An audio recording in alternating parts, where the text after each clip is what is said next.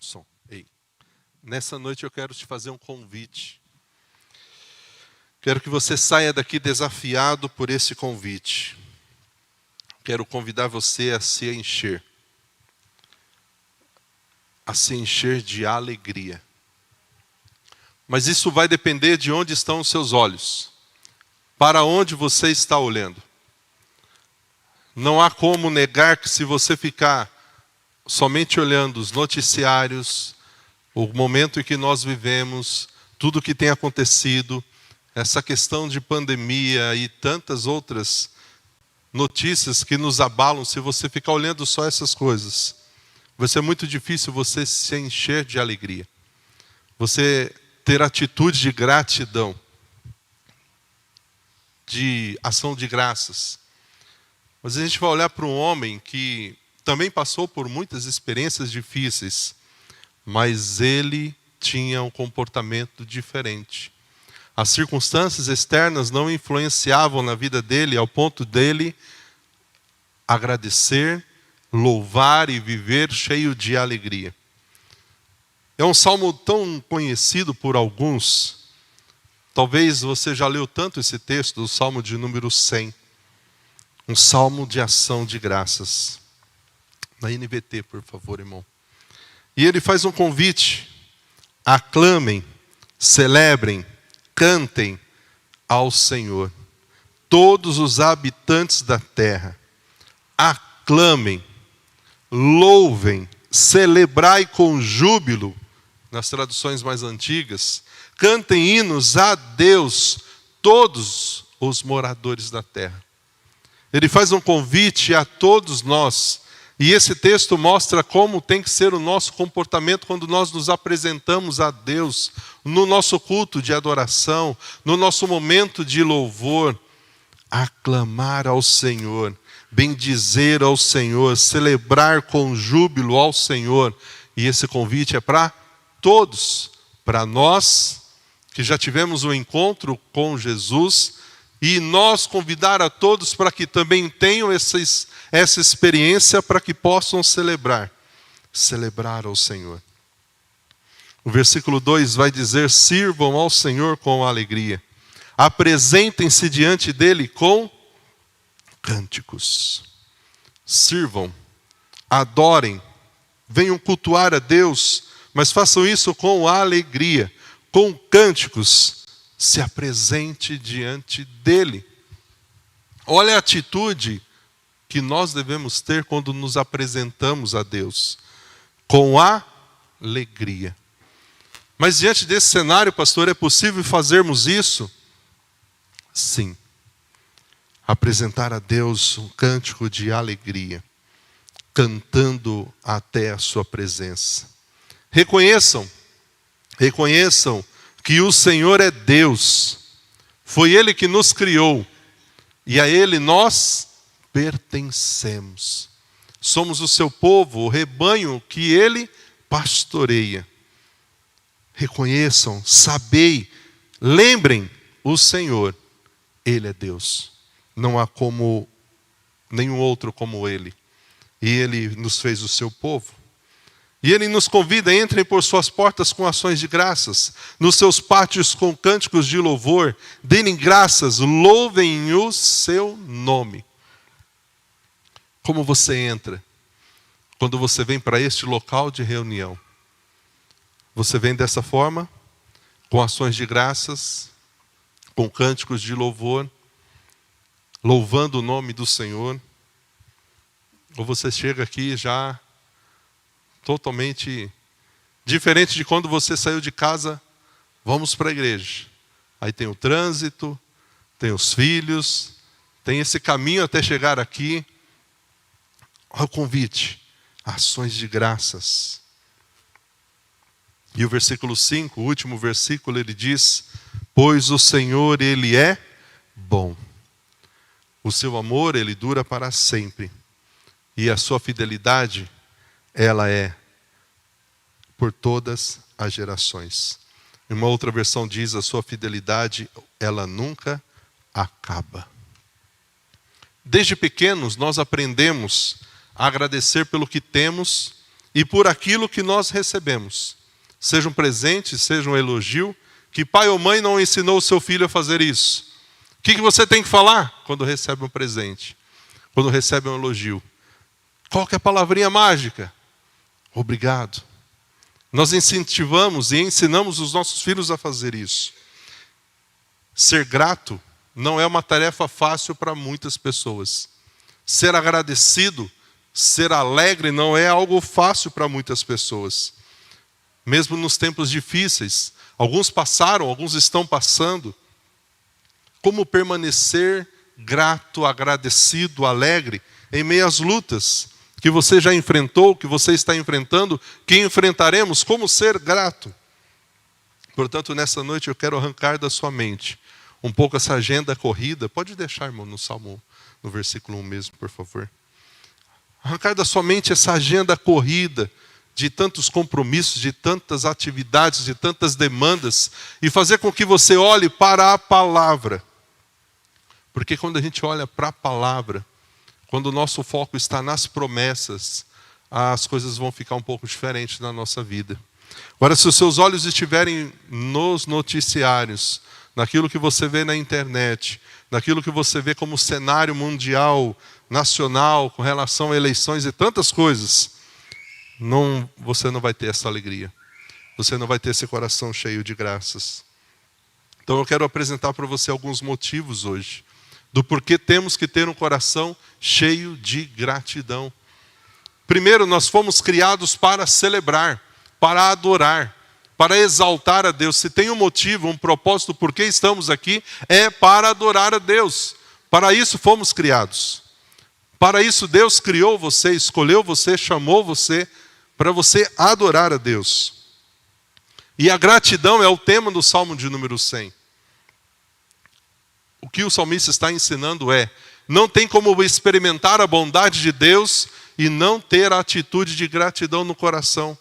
Não tem como ver a bondade de Deus sendo manifesta na nossa vida e não sair dos nossos lábios uma palavra de gratidão, um comportamento de gratidão.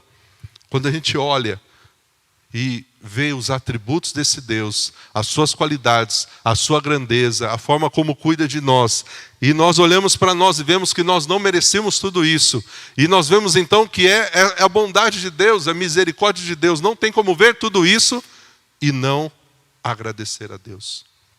Ter uma atitude de: Senhor, obrigado.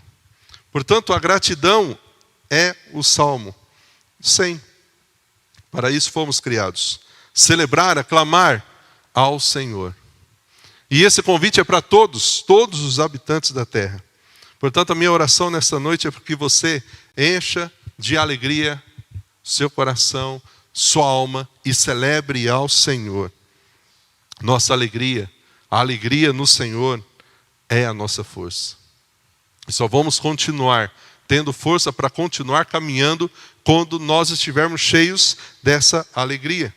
Portanto, o convite do salmista para nós é: jubilai, adorai, celebrai, cantai. E ele chega até a usar nesse salmo: com gritos jubilosos. Nossa adoração, quando nós adoramos, essa adoração não acrescenta nada ao Senhor. Ele não muda porque nós estamos o adorando. De fato, nós é que somos beneficiados quando estamos juntos para adorar a Deus. Deus não precisava ter nos criado, mas Ele nos criou. E Ele deu a nós essa liberdade de poder adorá-lo, de exaltá-lo, de servi-lo. E tudo isso Deus fez porque Ele é amor. João descreveu isso: Deus é amor.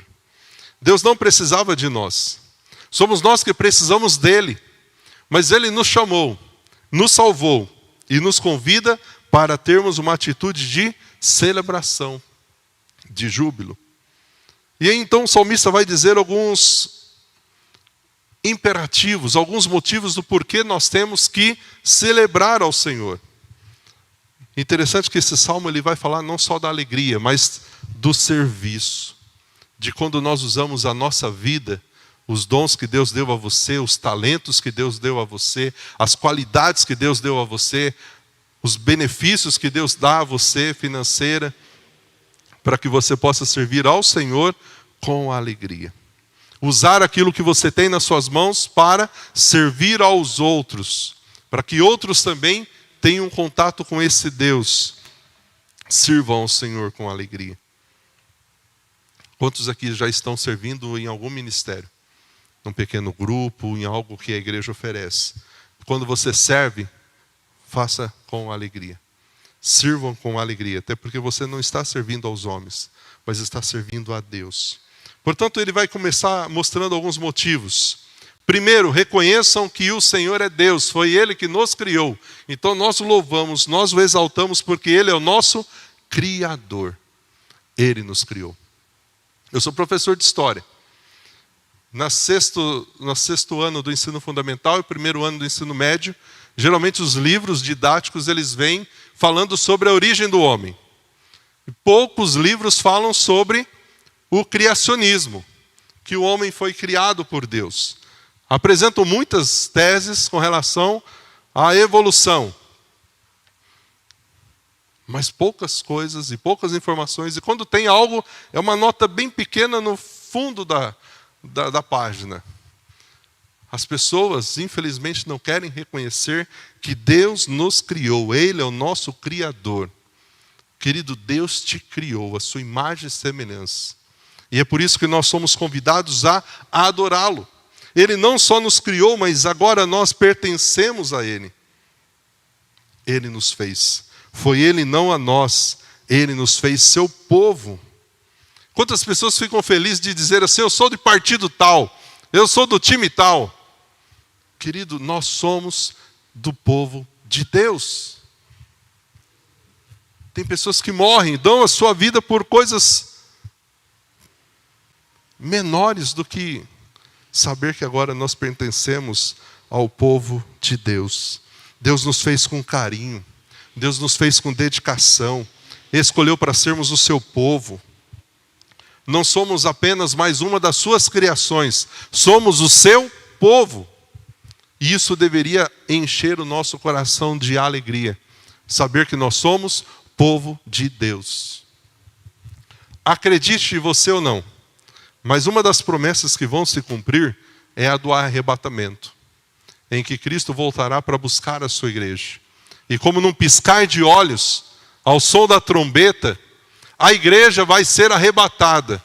Pessoas vão desaparecer dessa terra, mas só vai subir, só vai desaparecer aqueles que fazem parte do povo de Deus, que foi lavado, redimido pelo sangue do Cordeiro.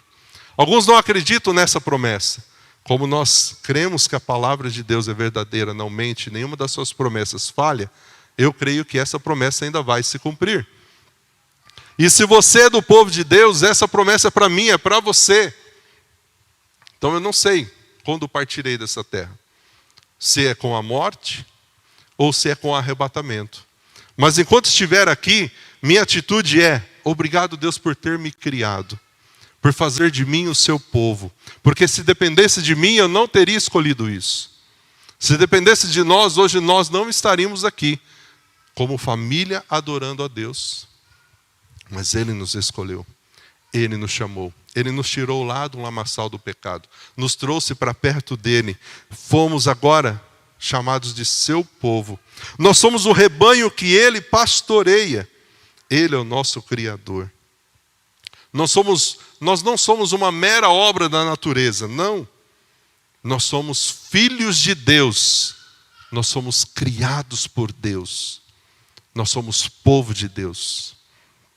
Portanto, querido, não se preocupe com a política, com o cenário. Hoje eu conversei com uma pessoa, ela falando, eu estou preocupado com o cenário político nacional, do que vai ser. Querido, não se preocupe com isso. Quem está no controle de tudo é Deus. Ele continua sendo Deus, Ele continua sendo autoridade, Ele continua sendo soberano. Meu papel e o seu é somente orar e fazer a nossa parte quando vier as eleições. E ela falou assim, pastor, não defende candidato nenhum? Se eu passar o nome de um candidato, pastor, não faz campanha? Eu falei, não, irmão, não faço campanha para ninguém. Não faço isso. Nós somos o seu povo. Somos rebanho que Ele pastoreia. E por que nós vamos dar graças a Deus? porque Ele cuida de nós. Quando fala aqui rebanho do seu pasto, rebanho que Ele pastoreia, essa figura do pastor e do rebanho é a figura de cuidado. Sendo nós agora rebanho dele, e Ele o nosso pastor, isso mostra que Ele vai cuidar de cada um de nós. Não ficaremos desamparados. Seremos cuidados, guardados por Ele a cada momento. A cada momento. É por isso que quando a gente se reúne, quando a gente entra para adorar, nós temos que entrar com ações de graças. Muitos estão aqui neste local de reuniões, mas só o corpo está aqui. A mente, o coração está em outro lugar. Querido, não pode ser assim. Quantos que no momento da adoração, e eu não estou falando que a sua adoração não é verdadeira porque você não levanta a mão, porque você não canta com ânimo, mas quantos fazem isso como se fosse algo difícil, pesado? O seu momento de adoração tem que ser um momento onde você vai ser sincero com Deus. Quer ver um povo que adora a Deus com sinceridade, mesmo com tantas deficiências e tantas coisas que eles precisam de um local, de um espaço melhor, é o povo africano. Vê como é o culto dos nossos irmãos lá na África, que não se sentam em bancos confortáveis, que não têm ar-condicionado, que não chegam com carro para participar do culto, alguns vão a pé. Vê como é o culto deles, como é a celebração, como eles adoram e cultuam o Senhor. É claro que é uma cultura, mas a forma como eles adoram a Deus, mesmo diante de todas aquelas dificuldades, pobreza. E muitas vezes a gente recebe tanto de Deus, tantos presentes, e a gente não lembra de agradecer. E quando estamos aqui, muitas vezes estamos aqui e não participamos do culto, não adoramos a Deus, porque a mente está em outras coisas, em outro lugar. E a gente perde essa oportunidade de estarmos aqui juntos. Portanto, entrem com ações de graças, com cântico e louvor. Faça isso. Não se perca e não perca esse momento, porque você está perdido com outras coisas. E um dos motivos que a gente tem para agradecer e para ser alegre é porque esse Deus, Ele é o quê? Ele é o quê? Bom. Querido, isso não é só um texto da Bíblia, isso é verdade. O nosso Deus, Ele é bom. Até nos momentos mais difíceis da vida, Ele continua sendo bom. Já conversei com pessoas, e mesmo passando por um momento muito delicado de saúde, sabe aquela visita que você vai para levar uma palavra de esperança e você sai dali confortado? Porque aquela pessoa encheu o seu coração de fé, de esperança. E você olha e fala, como pode? Porque ela sabe que o Senhor é bom, que o seu amor dura para sempre. E quando o salmista fala dessa alegria, dessa gratidão, ele sabia que não dependia das coisas externas. Se você esperar ser alegre no Senhor, naquele dia que você estiver bem emocionalmente, querido, a sua alegria não vai ser de muitos dias. Quando a nossa alegria está focada nas promessas de Deus, naquilo que Deus faz, aí as coisas são diferentes. Porque eu não dependo das circunstâncias externas. Aconteça o que acontecer, eu sei que Deus continua sendo bom. O seu amor por mim não mudou. Não há nada que eu possa fazer que faça com que Deus me ame menos, ou com que Deus me ame mais. Não há nada, nada, nada, nada. Ele me ama, porque Ele é bom. Mas quantas vezes a gente olha para nós mesmos e vê assim, nossa, mas Deus é bom, Deus me ama mesmo. Vamos ser sinceros, muitas vezes somos chatos, raivosos, cri-cris, né? Eu sei que aqui não tem ninguém cri-cri, né? Mas né, a gente, tem hora que nem a gente se aguenta. Imagina quem está caminhando com a gente, filhos, esposa. E Deus olha para mim e fala assim, meu amor por você dura para sempre. Numa sociedade onde casamentos se desmancham assim tão rápido, porque uma situação que poderia ser resolvida, a gente prefere desmanchar um relacionamento. Deus fala assim, olha, o meu amor por vocês dura para sempre. O amor e a bondade que eu tenho para cada um de vocês não é para um dia, não é para uma semana, é para sempre. A minha fidelidade para vocês é para sempre, é por todas as gerações, é para sempre. Não tem como olhar esses atributos de Deus, essas qualidades de Deus, e não ficar com o nosso coração cheio de alegria. Portanto, querido, meu convite para você é: enche o seu coração de alegria. Coloque os seus olhos nas promessas de Deus. Coloque os seus olhos naquilo que Deus é. Ele é bom. O seu amor dura para todo sempre. Ele é fiel.